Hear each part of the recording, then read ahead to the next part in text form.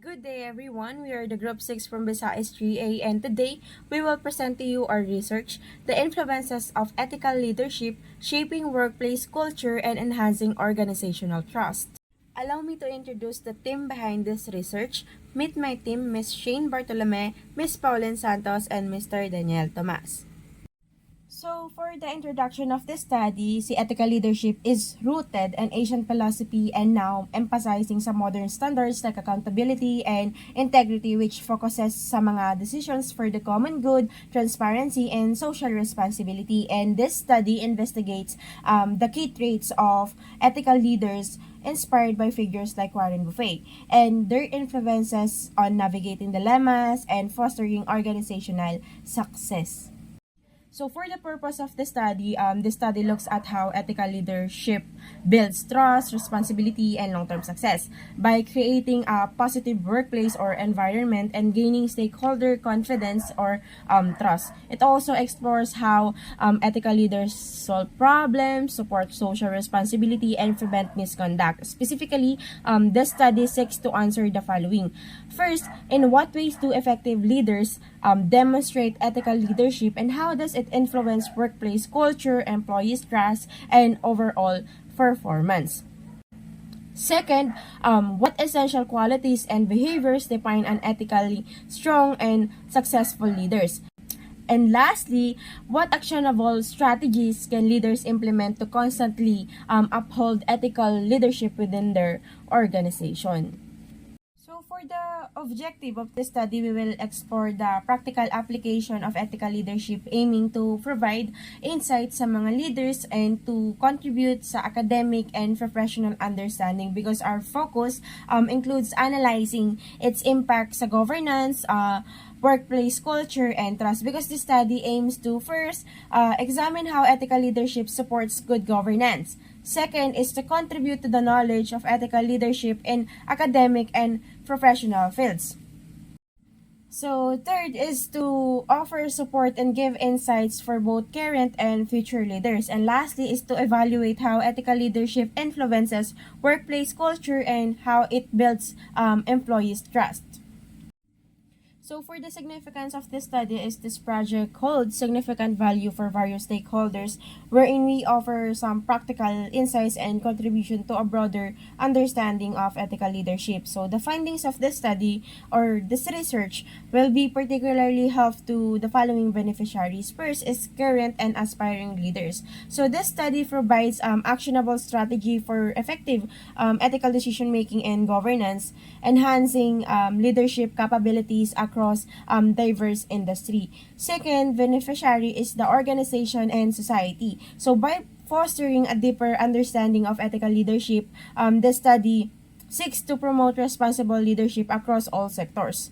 It promotes responsible leadership, fostering good governance, and a society built on fairness and accountability. For the last beneficiary, we have future researcher. So this research serves as a foundation for further explanation or exploration, offering real-world insights or examples and analytical perspectives sa ethical leadership. So for the structure of the study, so this study provides a comprehensive analysis of ethical leadership's impact on organizational success and societal well-being. So it starts with defining and tracing its historical evolution, establishing its comprehensive relevance. So we sum up some literature review, then examine its existing research, exploring both challenges and opportunities like conflict of interest and stakeholders' trust. So ayun, we use secondary data analysis kasama yung mga tables and graphs na nakita namin sa iba pang study. So, itong study na to, we present key findings sa Chapter 4, emphasizing ethical leadership, significant impact, and offering practical organizational recommendation. And then finally, sa Chapter 5, we deliver the executive summary concisely outlining the study's main argument, conclusion, and actionable insights. So for the tasking of this project, we utilize a balanced task distribution wherein we allow each member to contribute and completed their assigned tasks or responsibilities. We maintain collaborative environment wherein we actively seeking for the inputs and support from one another. And through this shared responsibility and diligent effort, we finish the task successfully and completed the task on time. To provide more context, Mr. Daniel Tomas will now guide us through the chapter 2, which covers the discussion of the concepts relevant to this study. So, good day everyone, and to my Mel. In this chapter, I will be discussing the key concept, theories, challenges, and opportunities related to ethical leadership and good governance. First, I will discuss the definitions of relevant terms and concepts, essential terms. So, these terms are the words that the researchers encountered and will be the focus for understanding how ethical leadership influences good governance and decision making within the organization. So, the first term that will be discussed is accountability. Accountability, this means that they will take full responsibility for their actions, decisions, and their consequences. Accountability is a fundamental principle for both ethical leadership and good governance. This will ensure that leaders will act transparent and will use the resources fairly. In leadership, accountability means that the leader is matutugunan nila yung mga decisions and actions nila na nagagawa.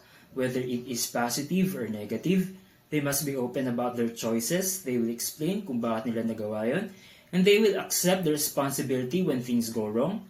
This will build trust among the employees, stakeholders, and the public.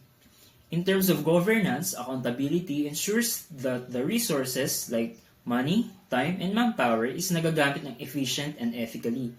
This will prevent corruption, dishonesty, and mismanagement in the organization. Organizations with strong accountability practices are more likely to gain stakeholder confidence, leading to better performance and long-term success. The second term that will be discussed is ethical leadership. This means that the leader will lead with honesty, fairness, and integrity while encouraging them also to do it the same para sa mga employees nila. Ethical leaders make decisions based on strong moral values, ensuring transparency and accountability. By giving a good example, they will build trust sa kanilang organization and will create a positive work culture. So this type of leadership is essential for good governance because this will promote fairness, responsible decision-making, and have a long-term success. Ethical leaders must ensure that policies and actions align with ethical standards, benefiting both the organization and its stakeholders. The third term is ethical dilemma. Ethical dilemmas occurs when leaders face tough decisions where they must choose between conflicting moral values, like how will they handle these situations that will affect the organization's ethical culture and yung commitment nila dun sa good governance. So this will make the right choices para ma-ensure yung fairness, trust, and integrity in leadership. The fourth term is ethical standards. Ethical standards, these are the rules and principles that define on what is the right and the wrong behavior. Ethical standards help create a culture of integrity, ensuring that leaders and organizations act fairly, transparently, and responsibly, which is essential para sa good governance. So the fifth term is leaders. Sino nga ba ang mga leaders? So these are the individuals who will guide and influence others by setting an ethical example. Sila yung magpo-promote ng accountability and integrity, helping na ma-ensure ang good governance and a positive organizational culture. So the sixth term is integrity. This means staying true to strong moral principles tulad ng honesty, fairness, and transparency. So this helps build trust and ensures that leaders' actions will align sa mga ethical values and mas mapalakas ang good governance. So, and the last term is responsibility. Responsibility means that the duty to act ethically and make decisions that benefit stakeholders. So, ethical leaders must prioritize fairness and accountability para ma-ensure ng organization na is nagpo-function effectively and upholds good governance. Then moving on now to the next part of the chapter 2, which is the theoretical framework of the study, which is based on transformational leadership theory. As described by Oguchukwu in 2024, transformational leadership is a leadership style that focuses on inspiring and motivating team members to reach their full potential while ina-align nila yung mga personal goals nila sa vision organization. This approach creates a supportive and positive environment where both leaders and employees uplift each other, boosting morale and productivity. This study explores how ethical principles enhance leadership effectiveness with transformational leadership. So para makapag-create ng progressive and ethical workplace, leaders must act responsibly, think clearly, and make smart decisions. They need to show empathy and align yung both corporate and personal beliefs nila with ethical values. So they also must serve as good role model by demonstrating fairness, honesty, and consistency in their actions. So by applying ethics in transformational leadership, leaders can build trust, motivation, and share values within the organization. Ethical transformational leadership goes beyond simply following rules. It integrates ethical decision making into daily business operations. This makes integrity a core value ng company rather than just a regulation to follow. So this leadership style has a major impact on organization by building trust among employees, stakeholders, and customers. Mag-encourage ng responsible decision making para ma-uphold ang reputation ng our company, and preventing misconduct and addressing ethical challenges. So they must ensure long-term success through fairness, transparency, and accountability. So the next part that I will discuss is the challenges and issues that ethical leaders may face in organization. While ethical leadership is essential for good governance and long-term success, it comes with several difficulties that require careful decision-making. Number one is conflict of interest. A conflict of interest happens when a leader's professional responsibilities clash with their personal or organizational interest. Kapag si leader, pinarioritize niya yung makapag-own ng gain niya over what is right for the organization, it can weaken stakeholder trust and lead to an ethical decision. For example, a manager is hiring a family member for a position despite more qualified candidates. Number two is transparency and accountability. Ethical leaders are expected to be transparent and accountable sa mga decisions nila. However, there are times when sharing certain information could harm the company's reputation or create conflicts with stakeholders. Leaders must find a balance between openness and protecting the organization's best interests while ensuring they do not mislead or withhold critical information. Number three is bribes and gifts. Accepting bribes or gifts from stakeholders can lead to biased decisions, favoritism, and unfair business practices. This reduces ethical leadership and makaka-apekto ito sa trust ng mga employees, clients, or mga investors. Ethical leaders must set strict policies para ma-prevent ang corruption and ensure fairness in decision-making. Number four is gray areas in decision-making. Leaders often face unclear or complex ethical situations where the right decision is not immediately obvious. Example, investing in extra maintenance for machinery might seem unnecessary if everything is functioning well. Pero, sa pag-avoid nito, it could lead to long-term risk and failure, so si leaders must consider long-term consequences rather than short-term benefits. Number five is cultural diversity. Sa isang diverse organization, leaders must navigate different cultural values, beliefs, and ethical expectation. What is considered ethical in one culture may be viewed differently in one another.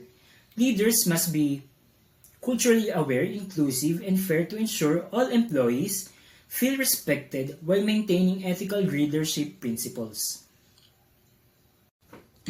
Moving on now for the last part of the chapter 2, which is the opportunities that ethical leadership brings to an organization. While ethical leadership presents challenges, it also creates significant opportunities para sa growth, success, and long-term sustainability ng isang organization. These opportunities can positively impact both the internal and external aspects of an organization. Number one there is fostering stakeholders' trust.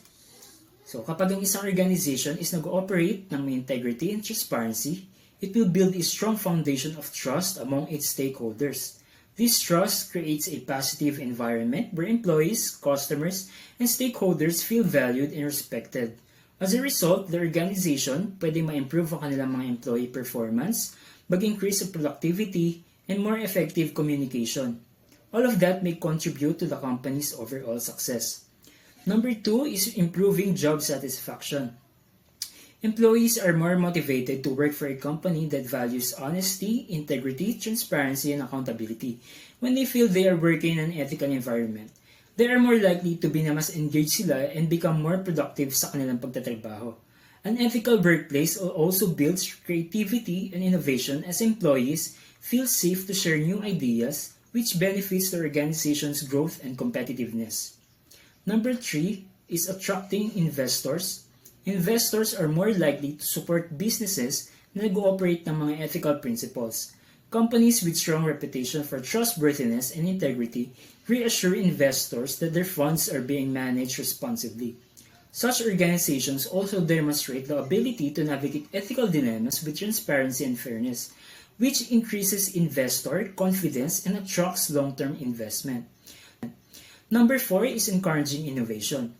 Ethical leadership builds an environment where ethical innovation thrives. This means na si leader hindi lang siya nag-encourage sa mga bagong ideas and products, but also innovations that have a positive and sustainable impact on society and the environment. Ethical leaders prioritize both business growth and social responsibility, which is pinapalakas nito in reputation ng organization and commitment to sustainable practices. Number five is attracting loyal customers. Customers are increasingly drawn to companies that prioritize integrity and fairness over short-term profits. When businesses demonstrate their commitment to ethical values, they can build trust and reliability with customers. This trust leads to long-lasting relationships, which not only enhances customer loyalty but also improves brand reputation and customer retention. Number six is enhancing the organization's reputation. Ethical leaders create a positive working environment base sa pagiging honest nila and having integrity and accountability.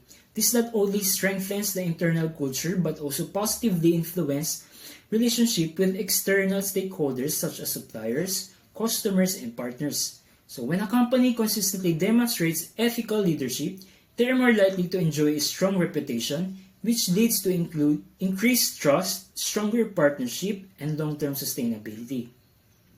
Then that concludes the whole chapter. Thank you for listening, ma'am, and to everyone. So let's move on now. We will now proceed to chapter 3, which is the data gathering presented by Santos Pauline. A pleasant day, everyone. I am Pauline N. Santos, and I will be discussing this chapter 3 na kung saan is yung mga researchers nag-gather ng data sa pag-review ng mga related literature na pwedeng mag-serve as foundation ng aming study. So, based sa PPT, meron itong table na nakapresent. So, yung table na to is galing sa study na The Influence of Ethical Leadership on Organizational Culture, Employee Behavior, the Adopted Role, and a Positive Impact by Mensa et al. 2024. So, based sa study nila is meron silang 50 respondents or workers from different industries in Accra. Then, for table 4.2, titled Perception of Supervisors' Ethical Leadership Behavior. So, yung table na to is galing sa source na Fieldwork 2023. So, yung table na to is nakapresent yung mga data sa response sa questions na what are the perceptions of the workers on their immediate supervisor ethical leadership behavior. So, meron total of 46% na nag-agree na yung kanilang supervisor is consistently demonstrate ethical behavior. Another 46% naman nag-agree na yung kanilang supervisors are good role model for ethical conduct. And lastly, yung 48% shows sa positive responses na yung kanilang supervisors is maayos na nare-reinforce yung importance ng ethical values within the organization. So, basically, yung table na to is mag-provide ng insight into how ethical leadership is shown, kung paano niya na-influensahan yung settings ng workplace culture, pagkuha ng employees' trust, and also it may contribute to provide a practical guidance for current and future leaders.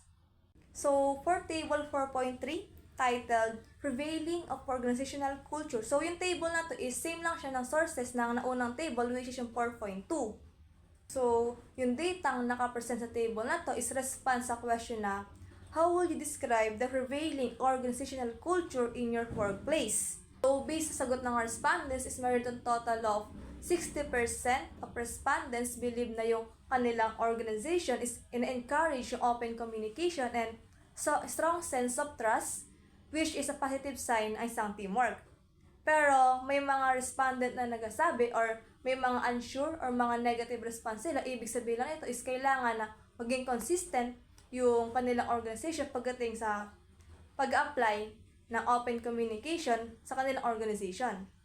So, However, in terms ng ethical values naman, meron itong total of 48% na respondents, they feel na part sila ng culture ng isang organization, but 32% says otherwise or unsure. So, it suggests lang na yung unethical practice are not applied consistently sa kanilang organization.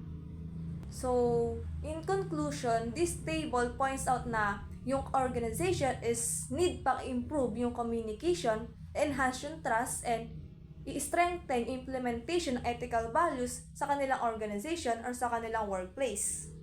So, for table 4.4 titled Recommended Organizational Culture and Employees Behavior. So, yung table na to is same lang siya ng table 4.2 and 4.3.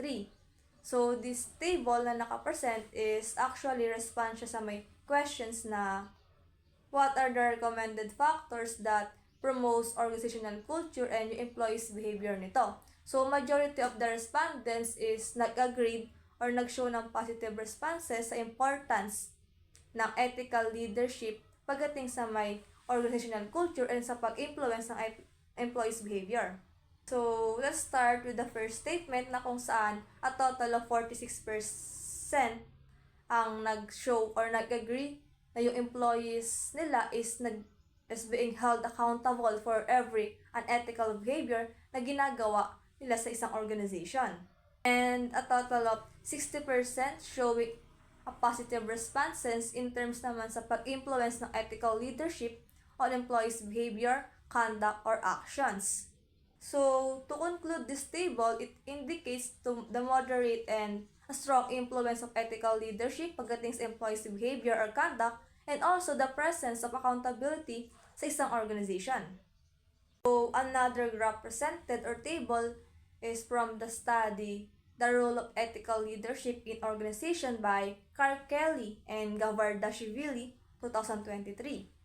So, yung nakikita nyo yung nakapresent na graph is response sa question na, does your supervisor act in full compliance with ethical standards? So, as shown in table 6, a total of 79.2% showing that the employee supervisors are always and frequently adhere sa ethical standards ng kanilang organization. So, this presented data shows that their leader rely on ethical standards in terms of decision making, setting an example of great leader to its employee, and to create a positive and collaborative workplace sa kanilang organization. So, table 9 is same lang siya ng sources ng table 6. So, basically, this bar chart shows lang the survey's result on how employee entrust their supervisors or leaders with confidential information. And based sa presented na bar graph or bar chart, a total of 42.3% of respondents rated their manager positively, and 34% of respondents is expressed their trust in their leaders. So, basically, this data shows or this bar graph shows the reliability of these leaders or mga leaders nila. But, regardless of this positive responses na nakikita nyo sa bar graph or bar chart, there are still 23.7% showing the negative or neutral stance of the respondents pagdating sa leaders' behavior nila. So, this bar chart shows that there are some area for improvement pagdating sa may behaviors na binibehave ng kanilang leaders or supervisors. So, to further strengthen our study and to provide more valuable insight, the researcher gathered similar or related literature that could enhance or strengthen our study. So, this study, or yung nakapresent na study sa PPT titled Leadership Integrity, a Strategic Pillar to Ethical Decision Making and Organizational Excellence. So, yung author niya is nasa ilalim or sa baba ng study sa PPT. So, to summarize this study, it emphasized on how crucial integrity is to a leader, especially na sa impacts or influence of ethical decision making, pag-enhance ng credibility ng organizations, and for creating a long-term or long-lasting success for the organization. So, it also stated that an organizations that foster integrity will likely build an unbreakable trust between sa leaders and sa employees nito. So, this study highlight or emphasize also yung importance of embodying integrity in leadership as it influence the the whole organization's success, stakeholders' confidence, and how will leaders navigate their ethical dilemma, or how will they mitigate this dilemma to prevent further harm sa kanilang organization. So the next study is titled Ethical Leadership in Relationship with Good Governance. So this study na sa PPT explored the attributes of ethical leadership that contributes to create a transparent, accountable, and responsible organizational environment para sa mga employees or sa mga stakeholders nito. Furthermore, so this study helps the organization to cultivate or fosters a collaborative environment, minimize those unethical practices, behaviors, or dishonesty sa kanilang organization, and also to contribute to long-term sustainability.